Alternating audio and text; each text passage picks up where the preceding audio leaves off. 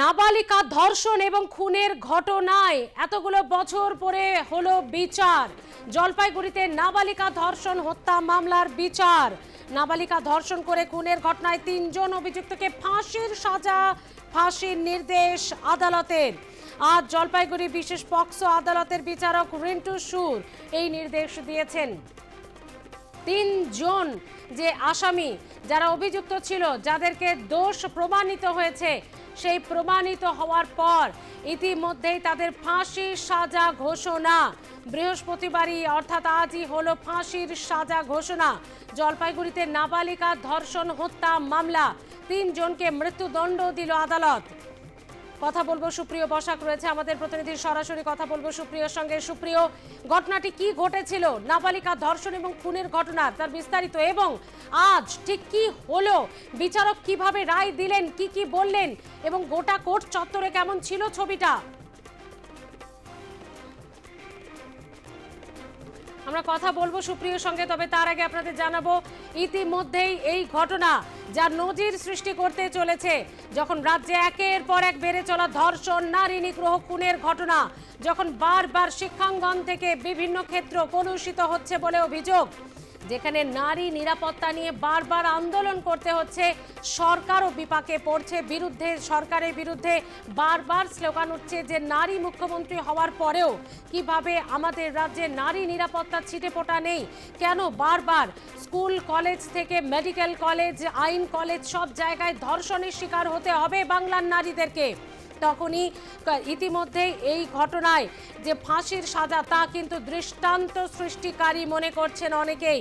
এবার ফাঁসির ভয়ে যারা এই ধরনের অপরাধ মনস্কতা হয়, তাদের হয়তো কিছুটা হলেও ভয় ধরবে এবং এই সাজাগুলো ইতিমধ্যে উদাহরণ তৈরি হয়ে থাকবে, যাতে সমাজে কমতে পারে ধর্ষণের মতো ঘটনা, এই সামাজিক ব্যাধি। প্রথমে অপহরণ করে ধর্ষণ, তাকে একটি ঘরে আটকে রেখে দিনের পর দিন ধর্ষণ করা হয়েছে এবং তারপর তার মৃত্যু নিশ্চিত করতে গলায় ফাঁস লাগিয়ে তার শ্বাসরোধ করে তাকে খুন করে তারপর সেপটিক ট্যাঙ্কে তাকে ফেলে দেওয়া হয়। প্রথমে অপহরণ, ধর্ষণ, তারপর খুনের ঘটনা। নাবালিকাকে সেপটিক ট্যাঙ্কে ফেলে দেওয়া হয়েছিল। দীর্ঘ সাক্ষ্য গ্রহণের পর বিচারক ৩ জনকে ফাঁসির নির্দেশ দিলেন। এই কেসটা হয়েছিল রাজগঞ্জ থানায় 11/8/2020-তে একটা নিখোঁজ মামলা দায়ের হয়। 10/8/2020 সন্ধ্যাবেলা মেয়েটি তার বাড়ির সামনে থেকে নিখোঁজ হয়ে যায় এবং সেদিনকার তার বাড়ির লোকরা বিভিন্ন জায়গায় খোঁজাখুঁজি করবার পরও মেয়েটিকে যখন খুঁজে পায় না, 11 তারিখ তারা একটা মিসিং ডায়েরি করে, কিন্তু তারা বাড়িতে সেদিনকার রাত্রেবেলায় তাদের মোবাইলে একটা কল দেখতে পায়, যেটা তাদের অচেনা নম্বর। তারা মিসিং ডায়েরির মধ্যে সেই নম্বরটিও উল্লেখ করেন যে এই নম্বর থেকে লাস্ট একটা বাড়িতে ফোন এসেছিল, তারপর থেকে মেয়েকে আর খুঁজে পাওয়া যাচ্ছে না। তারপরে ঘটনার 2 দিন পরে মেয়েটি একটি মোবাইল থেকে তার বাড়ির এক আত্মীয়াকে একটা ফোন করে তাই জানায় যে সে রহমান আলী বলে একজনের সঙ্গে রয়েছে এবং সেই চটের হাটে একটা বাড়িতে তাকে আটকে রেখেছে। তার বাড়ির লোকরা সঙ্গে সঙ্গে ব্যাপারটা পুলিশকে ইনফর্ম করে এবং তারা চটের হাটে চলে যায় খুঁজতে, কিন্তু সেখানে তাকে খুঁজে পায় না। তারপর পুলিশ এই কেসে রহমান আলীকে এই কেসে আটক করে এবং রহমান আলী পুলিশের কাছে স্বীকারোক্তি প্রদান করে এবং রহমানের স্বীকারোক্তির উপরে এই কেসে জামিরুল বলে আরেকজন আসামিকে পুলিশ অ্যারেস্ট করে এবং তারা পুলিশকে এই ঘটনার কথা তারা স্বীকার করে এবং তারা তমিরুল বলে আরেকজন আসামির নাম এই কেসে তারা বলে। ঘটনায় দেখা যাচ্ছে যে এই 3 জন মিলে মেয়েটিকে বর্বরতার সঙ্গে বারংবার তাকে ধর্ষণ করেছে এবং তারপরে রাজগঞ্জের একটি নদীর ধারে মেয়েটিকে নিয়ে গিয়ে একজন আসামির গেঞ্জি দিয়ে তার গলায় ফাঁস লাগিয়ে তাকে হত্যা করে এবং বডিটি তথ্য প্রমাণ লোপাট করে করার চেষ্টা করার জন্য সেই বডিটা নিয়ে গিয়ে একটি নির্মমান পায়খানা ট্যাঙ্কির মধ্যে সেই বডিটাকে ফেলে দেয়। বিরল থেকে বিরলতম ঘটনা, কারণ একটি 16 বছরের নাবালিকা মেয়ে যে 10ম শ্রেণীতে পড়াশোনা করতো একটি মাদ্রাসা স্কুলে, তাকে অপহরণ করে নিয়ে যাওয়া, তাকে বারংবার 3 জন মিলে ধর্ষণ করা এবং তাকে হত্যা করে তথ্য প্রমাণ লোপাট করার জন্য পায়খানা সেপটিক ট্যাঙ্কের মধ্যে তার বডি থেকে ফেলে দেওয়া, এটা হচ্ছে একটা বিরলতম ঘটনা এবং 3 জনকেই আজকে মহামান্য আদালত ফাঁসির সাজা ঘোষণা করে। এই কেসটা আপনারা শুনলেন যে বিরল থেকে বিরলতম ঘটনা, জলপাইগুড়িতে নাবালিকা ধর্ষণ হত্যা মামলা বিরল থেকে বিরলতম। কথা বলবো, আমাদের সঙ্গে সুপ্রিয় বসাক রয়েছে আমাদের প্রতিনিধি। সুপ্রিয়, আজকে দিনভর কোর্টে ঠিক কি হলো, কি ছিল পরিস্থিতিটা, এবং এরই পাশাপাশি কি ঘটেছিল সেই ঘটনাটি? পরিস্থিতি আজকে সকাল থেকেই কিন্তু রাজগঞ্জ ব্লকের সন্ন্যাসীকাটা বালুবাড়ি এলাকার লোকজন কিন্তু ভিড় জমিয়েছিল, কারণ তাদের এলাকার একটা ছোট্ট নাবালিকা মেয়ে সে ধর্ষিতা হয়েছিলেন এবং তার পাশাপাশি তাকে খুন করে তার দেহ লোপাট করা হয়েছিল। সেই দেহ উদ্ধার হয়েছিল সেপটিক ট্যাঙ্ক থেকে।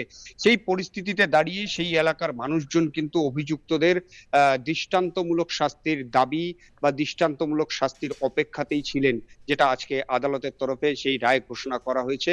এবং যেটা ঘটনাচক্রে যে সেদিনের যে ঘটনা, যেভাবে নাবালিকার হত্যা হয়েছিল বিবরণ উঠে আসলো, তাতে কিন্তু যেটা সহকারী আইনজীবী যেমনটা জানিয়েছেন যে 2020 সালের 10ই আগস্ট সেই নাবালিকা হঠাৎ করে বাড়ির সামনে থেকে নিখোঁজ হয়ে যায় এবং 11ই আগস্ট কিন্তু সেই নাবালিকার পরিবারের তরফ থেকে অভিযোগ দায়ের করা হয় রাজগঞ্জ থানাতে। এবং তারপরেই কিন্তু পুলিশি তদন্তে খোঁজ পাওয়া যায় যে নাবালিকার দেহ পড়ে রয়েছে সেপটিক ট্যাঙ্কে, এবং সেখান থেকে কিন্তু দেহটিকে উদ্ধার করা হয় এবং পুলিশি তদন্ত শুরু হয়। তারপরেই কিন্তু একজন অভিযুক্তকে গ্রেপ্তার করে রাজগঞ্জ থানার পুলিশ, এবং তার কাছ থেকে ঘটনার বিবরণ জানা যায় যে তার অভিযুক্তের পরনের গেঞ্জি দিয়েই কিন্তু নাবালিকাকে হত্যা করা হয় এবং হত্যার আগে একাধিকবার তাকে ধর্ষণ করে 3 অভিযুক্ত। যে 3 জন অভিযুক্ত তাকে লাগাতার ধর্ষণের পর কিন্তু তাকে হত্যা করে এবং দেহ লোপাটের চেষ্টা করতেই কিন্তু সেই দেহটি সেপটিক ট্যাঙ্কে ফেলে দিয়েছিল।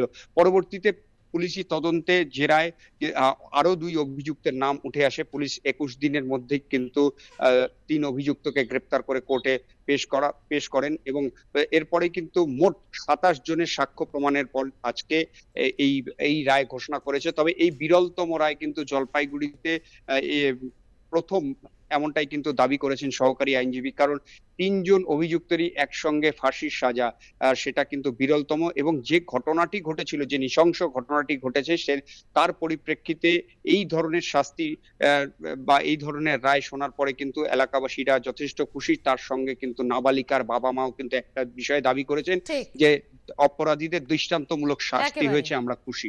একেবারে। আপাতত ধন্যবাদ সুপ্রিয়। এই ধরনের নক্কারজনক ঘৃণ্য ঘটনার সাজি ফাঁসি হওয়া প্রয়োজন বলছেন অনেকেই, এবং তবেই সমাজ থেকে শাস্তির ভয়ে হয়তো এই সামাজিক ব্যাধি অকালে ঘুচবে।